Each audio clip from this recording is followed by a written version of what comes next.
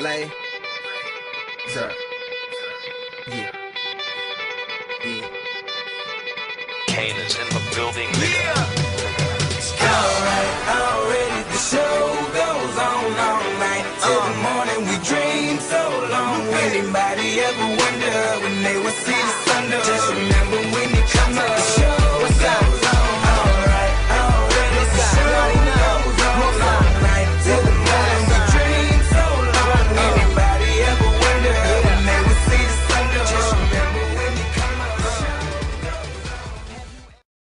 Hi and welcome to my Baked Red Couch. Today I am elated to be interviewing a living legend and calypso icon, Leo McDonald Blenman, widely known as the mighty Grynner. Welcome, Grynner. I am excited to have you here, as you can tell.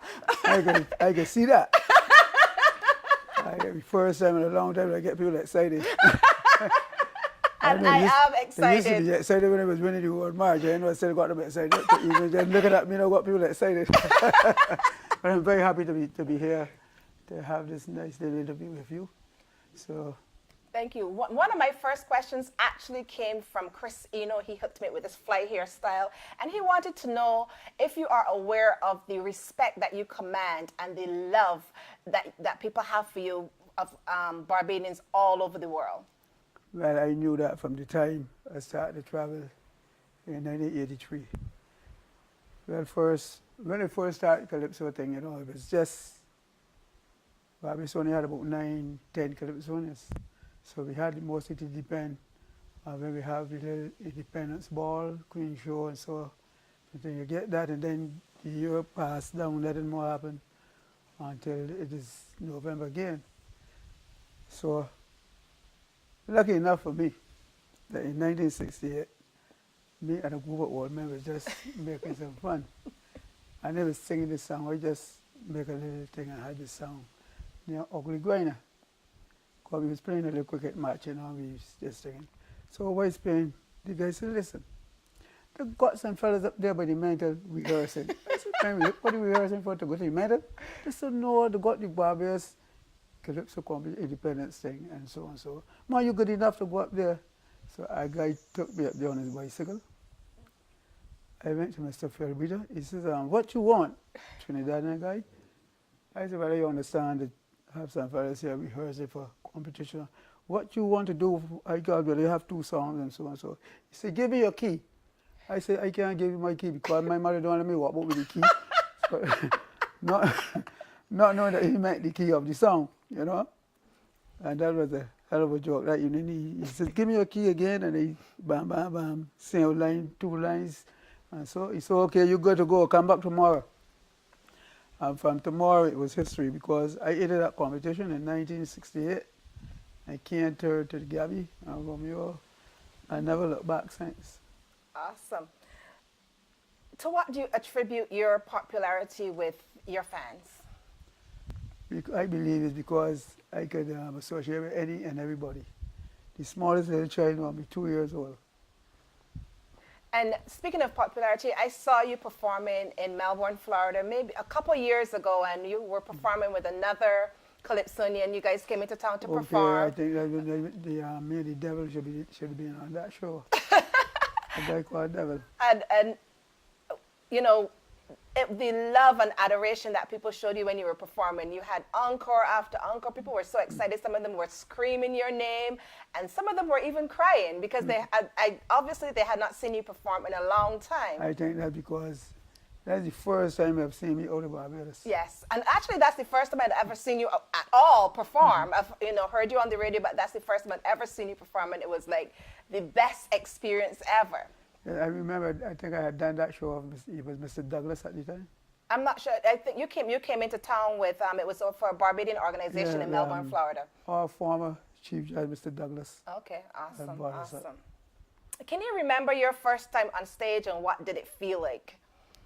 Well, the first time on stage, I never had no butterflies. I just... Not like me, right? Because, you see, I came up to the old guys in the shop, and on Saturdays, the guys found a little drink, so I was good enough to be up between there having a little drink with the older men. And I never really had the behavior of butterflies or chitters, nothing. So I would sit down very quiet. You know? Yes. And then when I finished, they would go, can you see that man is sitting down so quiet? How you get transformed like that? I just said it's not transformed. It's just that when I go there, there's a thing that comes. I don't know what it is. And actually, Chris says he thinks that it's the energy from the audience that kind of like transmits itself to you, and then You don't know. you don't know. But it's just that from the time you get there, it's a different motion. My body have a different movementation in it. Yeah. And I find that.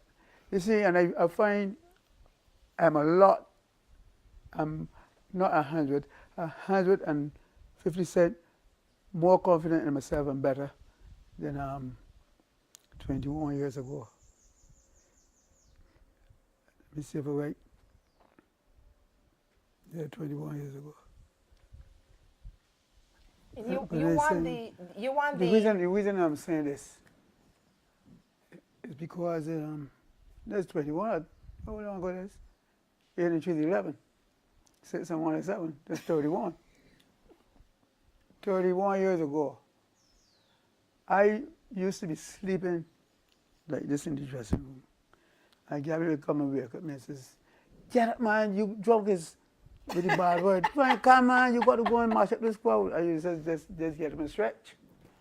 And you would not believe that that was the guy that was sitting down, sleeping with his head and weight. You know what I'm saying? Weight, you know what I mean? I know what you mean. But a little boozy thing in it, a little liquor. But from 1986 and now, that's the reason I tell, because I haven't drank no rum, nothing, so I drink only a beer. I don't drink the short drinks of the glass again. Awesome. I got married now 10 years ago. Congratulations. And people look at me and tell me, you have done the best thing in the world. By the time you get married, you get younger. Oh gosh. Your first major win was in 1976 when you won the Calypso Monarch. What was the name of that song? What was the name again?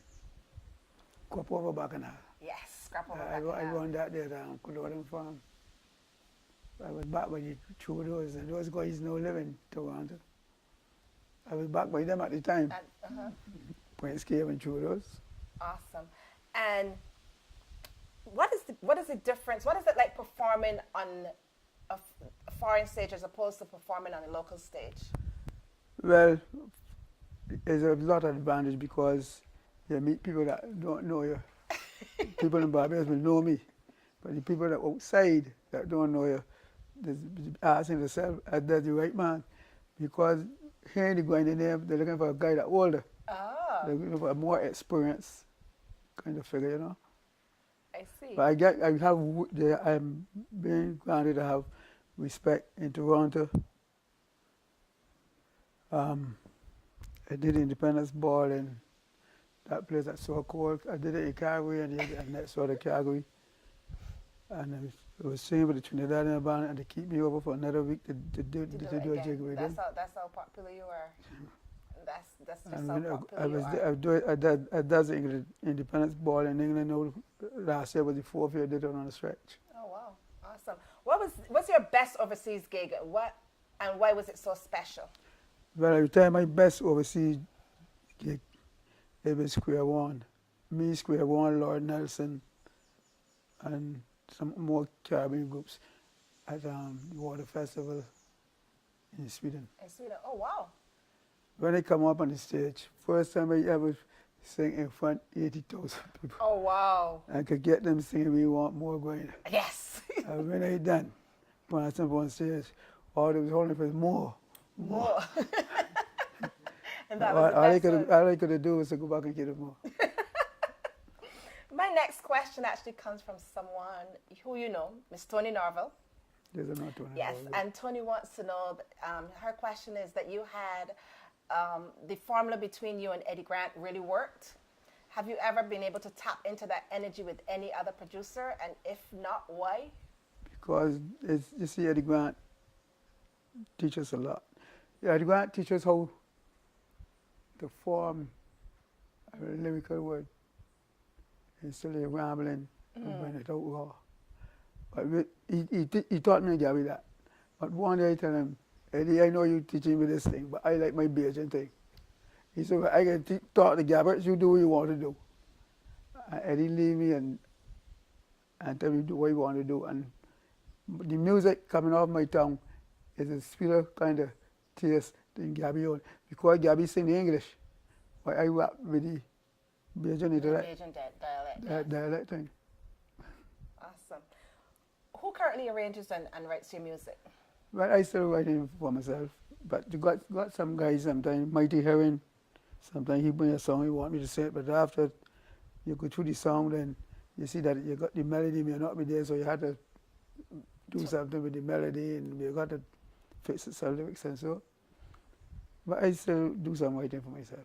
Okay. Did you ever think you were going to be so long in the Calypso arena? But I feel like I got another 50 years ago. Right now, I'm supposed to be 67. You're supposed to be Supposed 67? to be, yeah. But I think I'm a young 67. I got a long way to go because I ain't feeling no pinches of pain on it, so No yeah. arthritis or anything? Nothing so. So I just feel How have you seen Calypso music evolve over the years, both here in Barbados and in the region? well, I will tell you that Barbados Calypso have a little flattened pace in it after the 80s. It ain't developing like in the 80s because, not that you're knocking the youngsters, you understand, but I find that the youngsters lay down too much on the walk-up thing and the bam-bam behavior, the hand in the air, and they don't know nothing much about commentary. Commentary does a lot for Calypso. They're doing their style of music.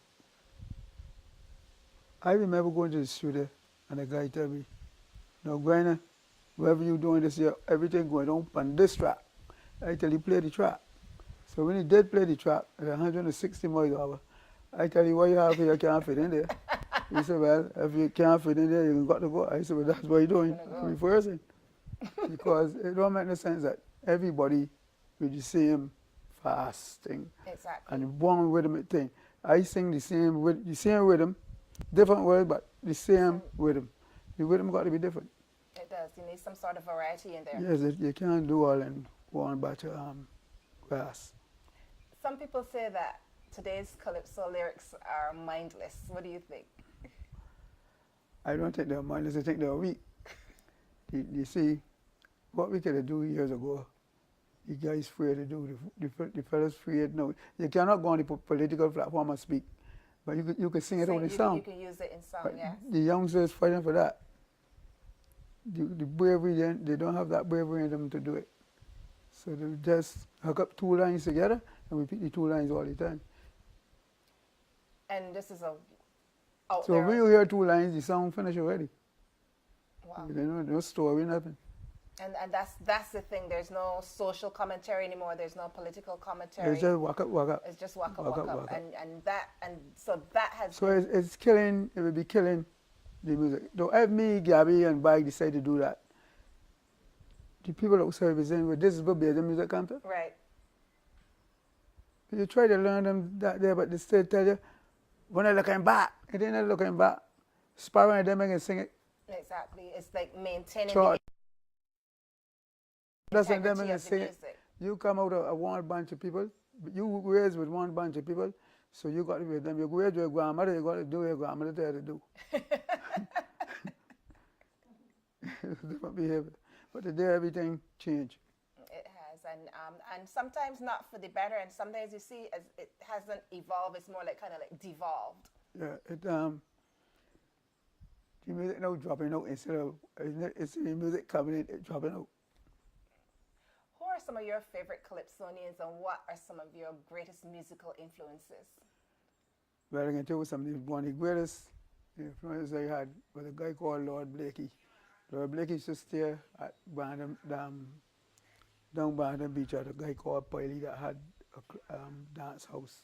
So me, Romeo, and some of the guys used to always go down there and watch him perform on Saturday nights. He said, let me tell Romeo one day, if you can't sing good, dress good. So that's where Romeo got his really lovely style of dressing that's how from. Romeo, and he repeats that all the time. Romeo always said that Lord Blakey tell us, if you can't sing good, dress good. How do you see the future of Calypso, both here in Barbados and in the region? What do you see for the future of Calypso? It got a heading to go, but it's just that we need to wrap with each other. Countries need to get together more tighter. You see, just like how nearly every week you get a reggae thing or Yes. thing. A We try yes. the same thing with the Calypso. And instead of it being Just Calypso, just crop over, you need to have. just you got jazz festival, got this. You should have a little Calypso festival, all the different Calypso and everything come together the same way. Oh, that's an idea. That is an idea. Whoever's watching and, think about that. Yeah, that's nice because a lot of us don't know each other. You know each other when you maybe go to New York and are you singing with this body and that body? You got that. Where you from? Who you? And this you don't know. You don't know one another unless you ask. Okay. So what do you see, what do you think it will take for Calypso to become as internationally known as a form of music as R&B? Well, we need the proper get away to get the right producers to do it. Right now, we here we got producers. You got some producers, but they ain't going away. They got to stand still because you find a fellow that could only do something when come over on. When come over done, he's sitting down. He should be there sending the work forward. Forward, constantly. That's what you need to do. Are you releasing any songs this year? Are you competing? I plan to. Yeah, I'm going to the studio maybe this week. I have 2 little songs they're going to go in the studio this week with them. But you got to take time to do what you're doing, Right now, I've got some youngsters there that will be singing, so give them a chance. When they get out the way, then you go and do your thing. Okay, awesome. Do you want to share the names of your songs that you're going to be? Well, I got one near my car. But the other one was just typical. I've got the other one penned, but I ain't really starting there. I got 2 names for it, but I try to pick out the right name. What is your personal favorite song, the one that you perform? Which one kind of like holds the most special meaning to you? Well, I like to do Lagoy Hand, but when the people keep telling me, you don't sing your best song yet, I ask if it's the best song, you don't sing? And I will sing Lagoy Hand. I say, go on. But what tricks them with, I turn back and say, give me the classic. So when I offer, give me the classic to play a T. I love that. I love Mr. T. I love that. I love that. And I learned a lot from traveling with Sparrow and those old guys. One night I was singing in I was singing in Toronto, and we was doing the thing that happened in November with it. I did that with a lady named Margaret. I was singing with Sparrow with those that time, me and Gabby. A whole heap of us was doing the thing that we got like what we have here. Like the Kuduma we have here, but the thing in Canada never again. Caribana? We was doing the Caribana thing. I rehearsed 4 songs, and Sparta got me and said, Grands, you're not doing right. Sing the song that make you. So I asked him with the song, he said, you have to sing T. So that's what, and from there, everywhere you go, I don't leave unless I sing T. Unless you sing T. You want to say a few bars from T for me now? And the reason for that is because I be sure I don't with Sparta. He don't want left on unless he sing Gene and Dinah. Yes, and that's his signature song. So T is your signature song also. All the time. So give us a few bars from T. T, let my God don't hold me, I am in now to be free. Pam, pam, padam. I gonna whip your pants, and I gonna make you dance. You gonna feel the eye, that's an ants. I gonna make you goat, I gonna sing your bottlenecks. I gonna beat you with my eggs. Thank you so much. And one last song, No, but you still got a little more to do because, listen, how I managed to get in contact with Eddie Grant for me to be so big is that. So you think that Eddie Grant is the person that Yes. push and- you to the level that you're at. Yes, and the reason to say that is I was singing in 1982 in the tent with Gabby, and Gabby had Jack. It was 1982. And I had a song called Walk With Me. Yes, Walk with me, walk with me. Then this is about a girl that come down from Canada. She come from USA. Yeah, but she tell me that she even coming down from Caribbean. Everything like that was in the song. So Gabby tell me that he going by Eddie Grant and he wanted to introduce me to Eddie Grant. So it was 1983 when I had tea. Because Gabby is who wrote tea. Yes. And I used to go home. That time I was working at a place called Block and Tile. And I used to write out this song on a cement bike. On a cement bag. Yeah, see, just strip out the Yeah, cement bag, you know. I never write out that and thing. And then I working during the day, I get another piece of write. I was trying to learn it without, so that when you go in the studio, you know it out your head without Yes, saying without- off of paper. And I did that for a couple of times. I went in a place in town called Tahel and Back. I really started to sing this song. Gabby come and said, "But what nonsense you doing? You don't sing anything." I'm asking, where Calypso is the singing where I'm shops? And I tell him, you right. There had some guys used to come down with me and sing the Ram Shop. And they pick up that if you want to be a Calypso, you got to be a Ram drinker. They've got lots of thoughts go through and thing. And when you watch the Trinidad, you see that most of them guys drinks.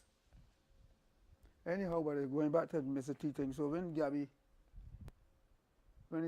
introduced me now to Mr. Grant, Grimes, sing this song for me. And I started to sing. He said, "Gabby, you bring a raw talent." So then he learned me thinking. But at that time, too, 83, I was still hitting a little bit of the steam, so I didn't have the voice like it is, like this kind of, my voice was more husky, you know? Anyway, when I sing the song, they go and tell me, that is a Calypso voice. You know, I've got to get the sweet voice that Gabby on, that is a Calypso voice. So then when the guys hear the song without any bass, they tell me, "But Eddie ain't doing a good job for you, that sound like rubbish." Because the guys didn't accustomed to the keyboard horn thing, you know? Yes. Anyhow, went on and on. And that song caused me to win the first World March. Yes. And you've then- won 7 World March titles. And then the next year, I did Stinging Bee. Yes. And that caused me to win the second. And then the next year, I had more Grynner, and that caused me to the third. So all of this was under Eddie Grant's All the Eddie Grant. production. Then the next year, when the fellas feel should have been with Beijing Yankee, I said we had a hot one called Spring The Garden. Garden on Fire, So yes. he just covered me by a couple of points. Then I came third the next year. And then the next year I come back and hit them with Wait For Me. Yes. And another one called Get Hooked With It. Yes. And then I hit them with the Rasta song. Yes, Rastafari. Justified. Creator. So that is 2 hot tricks that I had there. Yes. Definitely, definitely. On the Eddie Grant belt. So And I you have done some Eddie Grant has done some very good work for me. There are some songs that end when World March and things that are very good at that Eddie Eddie Grant did. produced. Yeah. Yeah. Awesome. And I believe you have over 30 different hits. Maybe something like that, 40 odd. Yeah, but I mean they're way up there. I mean more than a whole lot of performers. Yeah, but I really think, you know, sometimes I was doing a show last year, Independence in Philadelphia. And when I was singing, the guy told me, "Going down, I was 17, you're coming off." But I was going on because, you know, you're singing, but not, you're singing over the track. Right. So instead of singing the whole thing, you could tell the guy to cut and you could punch in the other one, you know? Okay. Awesome. Yes, awesome. But I have one more question for you. If your life were a theme song, what would it be? But the theme song, Uh-huh. it would have to be Let Way Hand. Why? Because that is a song that I like to sing. and the reaction I get. And the Rastas love it a lot. The Rastas love it a Rasta lot. boys, yeah. Yeah, awesome. Well, I really want to thank you for coming and being interviewed by me. I am one of your greatest fans, and you are, I mean, I don't think you get the recognition that you deserve as a Calypsonian. You've brought some of the most authentic music into the industry, and Barbadians everywhere love you. I know that. They do? I know that. I know all over the island. All over the All island and over. outside of Barbados, you know, even people who are not Barbadians. I remember going to Helsinki at a time, the Square One. And I get up in the morning, they walking, going to, how fella come, wait, what are you doing here? There's a Bajan everywhere. In every corner of the world, there's a Bajan. Thank you so much for coming. I really appreciate it. It was a pleasure. And I'm happy to be meeting doing you. this here for you and the people of Canada. Thank you so much. I got so many fans up there in Canada. Yes. Until next time, be incredible, be inspired, be red.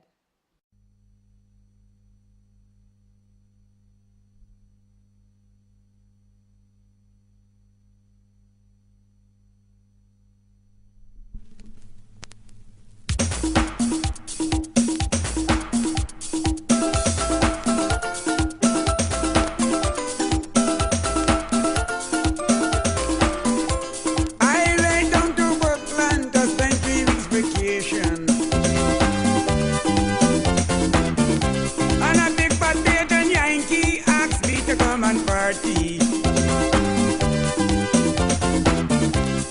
By the way she explained to me, I decided I can jump with she. And before I could shut me mouth, the stupid woman watched me and shout. She said, I'd sing real sweet, music was the right